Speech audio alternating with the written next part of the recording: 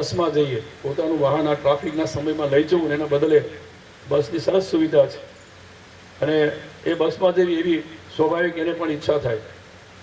એટલે એ રીતે આવતા દિવસોમાં આ વર્કશોપ અને ડેપોના માધ્યમથી ચાલતું એસટી સંચાલન ખૂબ સરસ રીતે ચાલે, લોકોમાં વિશ્વાસ ઊભો થાય એ રીતની અહીંથી સંચાલન થાય એવી પણ મારી અપેક્ષા વિશે. અને આપ સૌને ખાસ કરીને અહીંથી એમણે મૂળભાઈ કીધું તેમ દેશના પ્રધાનમંત્રી જે રીતે એક વિકસિત ભારતના સ્વપ્ન સાથે આગળ વધી રહ્યા છે, રાજ્યના માનનીય મુખ્યમંત્રીને આપણી સરકાર જે રીતે તમામ રીતે જે તે વિસ્તારની અંદર સુવિધાઓ, લોક કલ્યાણકારી યોજનાઓ લોકો સુધી પહોંચે અને સુવિધાઓ ઉપલબ્ધ થાય એવો પ્રયાસ રાજ્ય સરકારના માધ્યમથી તમામ ક્ષેત્રોમાં થઈ રહ્યો છે.